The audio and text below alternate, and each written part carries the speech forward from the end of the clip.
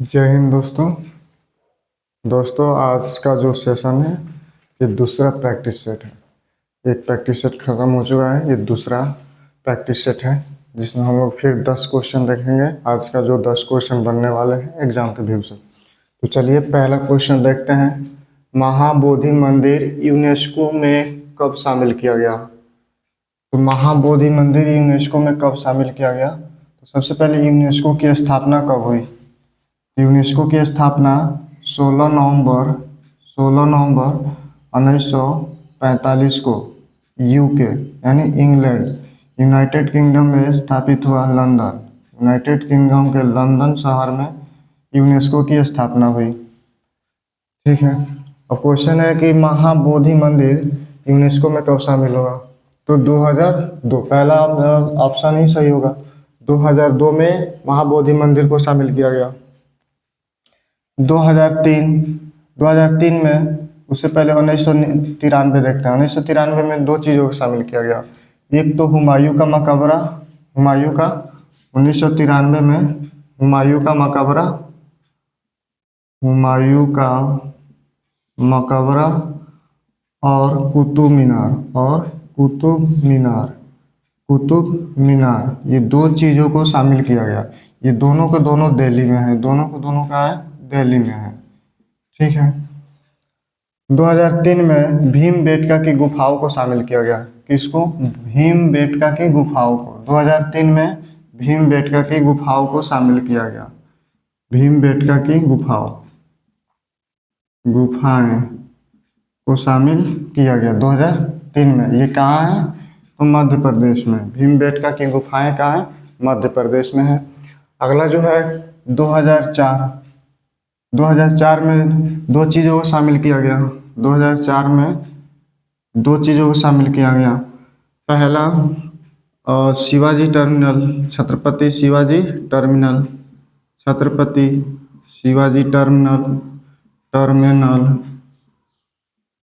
उसके बाद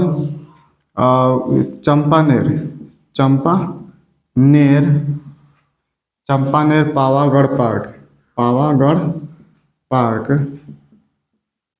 पार्क को शामिल किया गया है। अच्छा, ये चंपानेर पावागढ़ पार्क कहाँ है? तो गुजरात में है।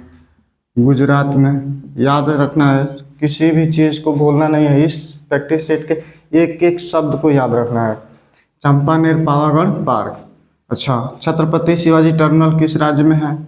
महाराष्ट्र में है। ठीक है, तो हमारा आंसर क्या होगा? 2002। अच्छा, एक और पूछा जाएगा। 1983 में कितने स्थल को विश्व धरोहर स्थल में यानी यूनेस्को के साइट में शामिल किया गया? तो याद रखना है, आगरा का किला एक है, आगरा का किला, ताजमहल, एलोरा की गुफाएं और एक और है अजंता की गुफाएं। इन चार चीज़ों को यूनेस्को के धरोहर में शामिल किया गया। याद रखना है इन चार चीज़ों को। ये दोनों के दोनों महाराष्ट्र में है। एलोरा की गुफाएं और अजंता की गुफाएं दोनों महाराष्ट्र में है। आगरा किला और ताजमहल दोनों यूपी में है। तो याद रखना है इन चारों को। सबसे पहले इन्हीं चारों को समृद्ध किया गया था। अगला है कि गुंबद कला और मेहराब कला के जनक किस शासक को कहा जाता है? तो याद रखना है, गुंबद कला और मेहराब कला कुतुबुद्दीन ऐबक के समय में प्रचलित था। किसके समय में? कुतुबुद्दीन ऐबक के। सबसे पहले इसी के समय आया था। अच्छा, इल्तुतमिश कौन है? तो इल्तुतमिश गुलामों का गुलाम कहा जाता है, क्योंकि यह ऐबक गौरी का गुलाम था और इल्तुतमिश ऐबक का गुलाम था, इसलिए इसे गुलामों का गुलाम कहा जाता है। इसका शासनकाल याद रखना है, ऐबक का शासनकाल 1206 से लेकर 1210 तक। अच्छा, इसके बाद इल्तुतमिश का शासनकाल याद रखना है, 11 से लेकर 1236 तक। और रजिया सुल्तान 1236 से लेकर 1240 तक इनका शासनकाल है। ये भारत की प्रथम महिला शासिका बनी। अगला ध्यान देना है, पलासी का युद्ध किस नदी के किनारे लड़ा गया।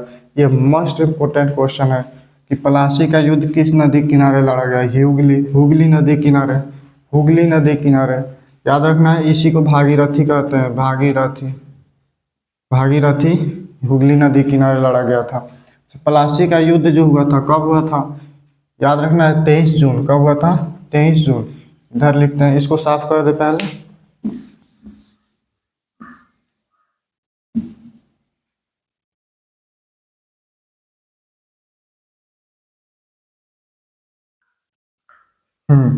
पलासी का युद्ध किस नदी किनारे लड़ा गया, हुगली। पलासी का युद्ध कब लड़ा गया, तो 23 जून 1757 को लड़ा गया। एक तरफ था सिराजुद्दौला, सिराजुद्दौला, इसके साथ था मीर जाफर, मीर जाफर, ठीक है।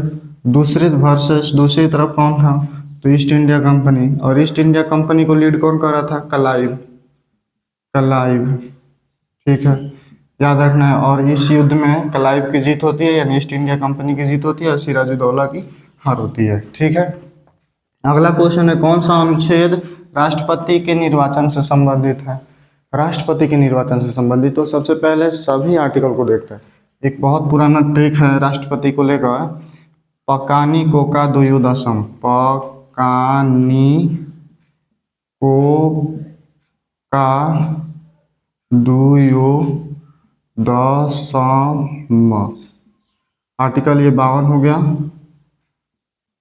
ये आर्टिकल 53, 54, 55, 56, 57, 58, 59, 60 और 61 आर्टिकल हो गए। पक्ष मतलब राष्ट्रपति का पद, राष्ट्रपति का पद, राष्ट्रपति का पद का मतलब कार्यपालिका, कार्यपालिका का प्रमुख, कार्यपालिका का प्रमुख। राष्ट्रपति कार्यपालिका का प्रमुख होता है, कार्यपालिका का प्रमुख।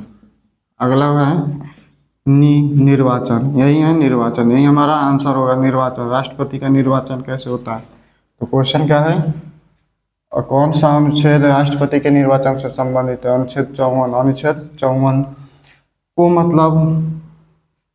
को मतलब कोटा, को मतलब कोटा, का मतलब कार्यकाल, कार्यकाल, कार्यकाल। राष्ट्रपति का टेन्योर क्या है, मतलब दोबारा इलेक्शन का बात किया गया है। योग मतलब योग्यताएं, योग्यताएं, राष्ट्रपति की क्या क्या योग्यताएं होनी चाहिए।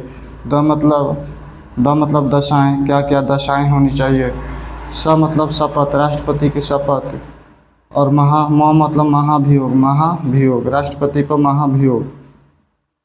तो ये सभी आर्टिकल आप लोग जरूर याद रखिएगा, क्योंकि एग्जाम के व्यू से बहुत ही महत्वपूर्ण क्वेश्चन बनेगा। चलिए, तो याद रखना है, राष्ट्रपति के निर्वाचन से संबंधित कौन सा होगा, अनुच्छेद 54, ठीक है। अनुच्छेद 52 किससे है, राष्ट्रपति पद से होगा। उसके बाद अनुच्छेद 56 किससे है, तो अनुच्छेद 56 कार्यकाल से है। अनुच्छेद 58 किससे है, योग्यताएं, राष्ट्रपति क्या क्या योग्यताएं होगी, ठीक है। अगला क्वेश्चन है, मसौदा समिति, जिन्हें हम लोग प्रारूप समिति कहते हैं, प्रारूप समिति। तो मसौदा समिति के अध्यक्ष कौन थे, तो मसौदा समिति के अध्यक्ष थे भीमराव अंबेडकर, भीमराव अंबेडकर। तो याद रखना है, मसौदा समिति पहला प्रारूप कब पेश हुआ था, यानी प्रारूप समिति के पहला प्रारूप कब पेश हुआ था, तो याद रखना है 21 फरवरी 1948, पहला, ये पहला हो गया। अंतिम, अब याद रखना है अंतिम प्रारूप कब पेश हुआ था, 4 नवंबर 1948 को, 4 नवंबर 1948 को, ठीक है।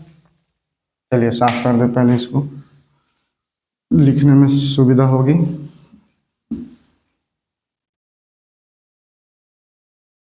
चलिए अगला क्वेश्चन है, दाब का एसआई मात्रक क्या होता है। दाब का एसआई मात्रक क्या होता है, तो जूल किसका एसआई मात्रक है, जूल ऊर्जा का एसआई मात्रक, ऊर्जा का एसआई मात्रक या कार्य का एसआई मात्रक क्या होता है, जूल होता है। मीटर प्रति सेकंड किसका मात्रक है, चाल का एसआई मात्रक है। न्यूटन किसका है, बल का एसआई मात्रक है। और पास्कल किसका है, यही दाब का एसआई मात्रक है, यही किसका है, दाब का एसआई मात्रक है। अगला है, अच्छा, इसके साथ साथ और भी क्वेश्चन बनेगा, जैसे तरंग धैर्य, तरंग तरंग धैर्य, तरंग धैर्य का SI मात्रक, लेंस की क्षमता का SI मात्रक, लेंस की क्षमता का SI मात्रक, तो तरंग धैर्य का SI मात्रक याद रखना है एंगस्ट्रॉम, एंगस्ट्रॉम, एंगस्ट्रॉम। लेंस की क्षमता का डायोप्टर, डायोप्टर, डायोप्टर, डायोप्टर याद रखना है। ये SI मात्रक हो गया। अगला है सबसे ज़्यादा तन्य धातु कौन सी है, तो सबसे ज़्यादा लोहा, तांबा, चांदी, एल्युमिनियम। तो सबसे ज़्यादा तन्य धातु चांदी। वैसे तो सबसे ज़्यादा तन्य धातु कौन सी होती है, सोना। सबसे ज़्यादा तन्य धातु क्या होती है, सोना होता है। ठीक है। अच्छा, जो तन्य होता है धातुएं कौन सी होती है, जिनमें तन्यता का गुण पाया जाता है, जो आघातवर्धन नहीं होती है, और जो विद्युत और ऊष्मा का सुचालक होती है। अच्छा, याद रखना है पृथ्वी पर सबसे ज़्यादा कौन सी धातु पाई जाती है, पृथ्वी पर सबसे ज़्यादा कौन सी धातु पाई जाती है, तो एल्युमिनियम। क्या पाया जाता है, एल्युमिनियम। अगला है मक्खी का वैज्ञानिक नाम क्या है, मक्खी का वैज्ञानिक नाम क्या है, फेलिस डोमेस्टिका। ये फेलिस डोमेस्टिका है, ये बिल्ली का वैज्ञानिक नाम है। ये ये बिल्ली का वैज्ञानिक नाम है। पर लिखते हैं इसका वैज्ञानिक नाम।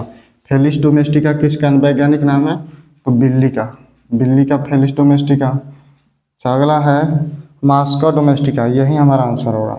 मास्का डोमेस्टिका ही मक्खी का वैज्ञानिक नाम है। मैंगलिंग फेरा इंडिका, ये आम का है, ये आम का वैज्ञानिक नाम है। अगला याद रखना है, अच्छा इसमें दो तीन ही ऑप्शन था। मानव का वैज्ञानिक नाम होमोसेपियंस, होमोसेपियंस, पियंस, होमोसेपियंस। चलिए अगला, मलयालम किस राज्य से संबंधित भाषा है, तो गोवा, सॉरी गोवा कह रहे हैं, केरल। किससे होगा, केरल। गोवा का होगा कोंकणी, कोंकणी, गोवा का कोंकणी। आंध्र प्रदेश का तेलुगु, तेलुगु। कर्नाटक का कन्नड़, कर्नाटक का कन्नड़। ब का उच्चारण स्थान बताइए, ब का उच्चारण स्थान क्या होगा, तो ब ऊट से बोला जाता है, ब ऊट से। इसके साथ साथ बड़ा और छोटा ऊ भी बोला जाता है।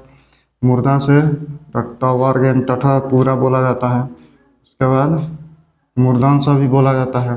कंठ से क वर्ग पूरा बोला जाता है। और तालु से च वर्ग पूरा बोला जाता है, च वर्ग। और तालाबे से भी बोला जाता है, याद रखना है। उसके बाद दंत, दंत से क्या बोला जाता है, दंत से, दंत से बोला जाता है त वर्ग, पूरा त वर्ग बोला जाता है। ठीक है। उसके बाद तालाबे से दंत से बोला जाता है, यही दंत से बोला जाता है। तो इस प्रकार हमारे 10 क्वेश्चन खत्म हुए, और रोज़ प्रैक्टिस सेट में 10 क्वेश्चन बनाएंगे हम लोग। और जब तक एग्ज़ाम ख़त्म ना हो, आप सबको पता है कि ये सेशन चलता रहेगा। ठीक है, जय हिंद।